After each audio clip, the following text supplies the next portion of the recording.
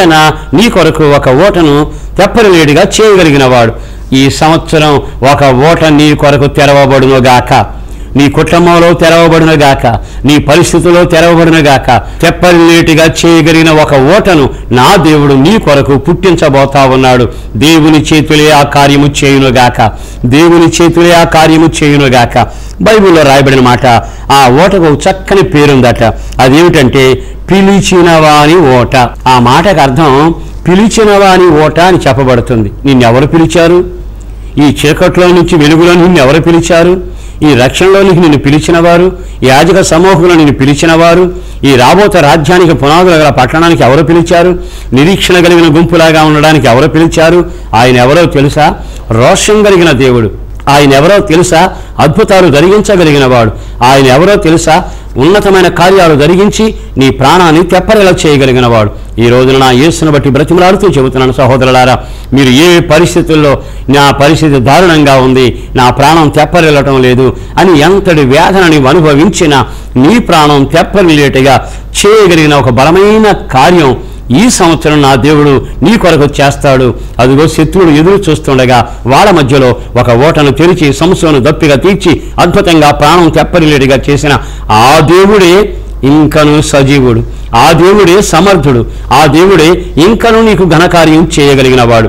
నిజంగా ఒక్కసారి దావీదుని గురించి మనం చదివితే, దావీదు యుద్ధభూమిలోకి వెళతాడు. అరణ్యంలో వెళుతూ ఉండగా దారిలో ఒక అతను రోగి ఉన్నాడు. మార్గాన వెళుతూ అతను పలకరించి, ఏమిటి ఇలా ఉన్నావు ఏమిటంటే, అయ్యా నేను నా జనంతో నడవలేక పరుగెత్తలేక పడిపోతే వారు నన్ను వదిలేసి వెళ్ళిపోయారయ్యా, అందుకని నేను ఒక రోగిగా ఇక్కడ ఉండిపోయానయ్యా అని ఆ సమూయేలు గ్రంథంలో చాలా తేటగా చెప్పాడు.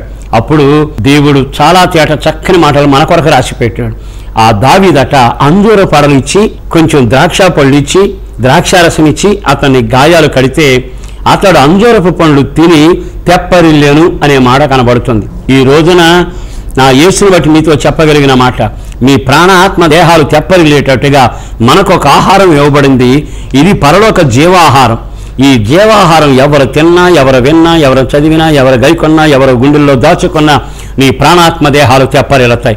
అందుకే బైబిల్ చాలా తేటగా ఈ విషయాలని నీతో చెప్పడం అనేది తేటగా నువ్వు గమనించగలుగుతున్నావు.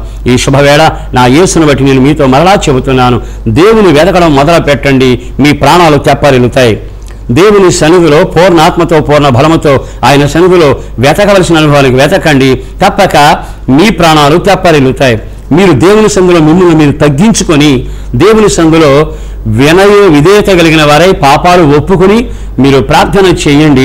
క్షమించి మీ ప్రాణాలు తెప్పరిలేడిగా కార్యం చేస్తాడు. అంత మాత్రమే గాక దేవుని నామానికి అవమానకరమైన బ్రతుకులో నిన్ను అప్పగించాడు. నీ శత్రువుల చేతికి నిన్ను అప్పగించాడు, నీ శత్రువులు నీ చేతికి అప్పగిస్తాడు. అందుకని నీ ప్రాణం తెప్పరిలా చేయగలిగిన వాడు ఉన్నాడు అనుకుంటే ఆయన పేరు నజరేయుడైన యేసు. ఇదిగో ఇదే వాక్యం, జీవగ్రంథం. ఈ మాటములు ఈ ఎవ్వరు విన్నా, కీర్తనాకారుడు ఏమి రాశాడు? నీ ధర్మశాస్త్రంలో వెలుగుంది, ఆ వాక్కును నేను చదివినప్పుడు నా ప్రాణం తెప్పరిల్లేను. నిజంగా నీ ప్రాణం తెప్పరిల్లాలంటే లోకంలో రకరకాల చెప్పుడు మాటలు ఉన్నాయి, అవి కాదు నువ్వు వినాల్సింది. చెరిపే మాటలు కాదు, ఓ రకంగా సణుగుతుండే సమస్యలతో ఉన్న సంఘటనలు కాదు. ఒక రకంగా చెప్పాలంటే ముసలు అచ్చలే కాదు. నీవు దేవుని వాక్యాన్ని చదవడం మొదలుపెట్టు, నీ ప్రాణం తెప్పరిల్లుతుంది, తప్పక నీకు క్షేమం కలుగుతుంది. ఒక ఆశీర్వాదం చేత నింపగలిగిన వాడు గతంలో జరిగిన చీకటులు, వేదన, కలవరం, కన్నీళ్లు, ఆవేదన, ఎక్కలేని దాటలేని ప్రతి విధమైన దౌష్ట్యాన్ని నుంచి ఈ క్రొత్త సంవత్సరంలో అడుగుపెట్టిన నీ జీవితంలో నా దేవుడు కృప చేత నిన్ను తెప్పరిల్ల చేయునుగాక. ఆయన నిన్ను తెప్పరిల్ల చేసి నీకు ఒక మంచి మనుగడ, నోటి నిండా నవ్వు, కుటుంబంలో సమాధానం, దేహానికి స్వస్థత, బిడ్డలు పచ్చగా ఒలివ మొక్కల్లాగా ఉండడం, ఆర్థిక పరిస్థితులు అనుకూలంగా ఉండడం, ప్రార్థనా సహవాసంలో పెంచబడడం, దేవుని సొత్తుగా కాడి మోసే వ్యక్తిగా, దేవుని శక్తిగా, ఆత్మాభిషేకం కలిగిన వ్యక్తిగా నా దేవుడు నీ ప్రాణాన్ని ఈ నూతన సంవత్సరంలో వాక్యానికి విధేయతవైతే తెప్పరిల్లేటుగా చేయునుగాక. ఒక చిన్న ప్రార్థన చేస్తాను, మీరు కళ్ళు మూయగలిగితే దేవుని వైపు తిరగండి. దేవుడు ఒక్కడే ప్రాణాన్ని మీ యొక్క పరిస్థితుల నుంచి తెప్పరిల్లేట్టుగా చేయగలిగిన వాడు. ప్రేమాస్వరూపైన ప్రభు వందనాలయ, అపారమైన నీ ప్రేమ కొరకు ధన్యవాదాలు. నువ్వు చేసిన కార్యాల కొరకు, చూపిన విధానం కొరకు వందనాలు. నిజంగా గత కాలంలో చీకటి వెలుగుల మధ్య పడుతూ లేస్తూ వేదనతో సాగిపోయిన బ్రతుకుల్లో నూతన సంవత్సరం దయాకిరీటంగా అనుగ్రహించావు. ఈ నూతన సంవత్సరంలో ఈ మాటలు విన్న వారందరి జీవితాలు తెప్పరిల్లాలి ప్రభువా. వారి ఆర్థిక పరిస్థితులు, వారి ఆరోగ్య పరిస్థితి, కుటుంబ పరిస్థితి, వాళ్ళు ఏ రకమైన చీకటి భయంకరమైన వేదనలో ఉన్నా వారి ప్రాణం వెలుగుతోనూ రక్షణతోనూ తెప్పరిల్లేట్టుగా నీ బాహువుని చాపండి, ఒక అద్భుతం జరిగించండి, మేలు చేత నింపండి, నీ రాకడ కొరకు ఆయత్తపరిచి ఈ మాటలు విన్న వారి కుటుంబాలు, వారి వ్యక్తిగత జీవితాలు తెప్పరిల్లేట్టుగా మీరు చేయబోతున్నందుకు వందనాలు చెల్లిస్తూ యేసు పరిశుద్ధ నామాన్న ప్రార్థించి విన్నవించి వేడుచూ ఉన్నాము తండ్రి. ఆమేన్, ఆమేన్. మీ అందరికీ వందనాలు. మీరు ఈ కార్యక్రమాన్ని చూస్తున్నారు కదా, మీ ప్రార్థన అవసరాలు ఉన్నా, మీరు ఇంకేమైనా తెలుసుకోగోరినా తప్పక ఈ స్క్రీన్ మీద కనబడుతున్న ఈ ఫోన్ నెంబర్లకు మీరు తప్పక ఫోన్ చేయండి. మీకు మేలు జరిగితే మాతో పంచుకోనండి. మీ పక్షాన మేము కూడా దేవుని సందులో స్తుతించి దేవుని ఘనపరచాలని ఆరాటపడుతున్నాం.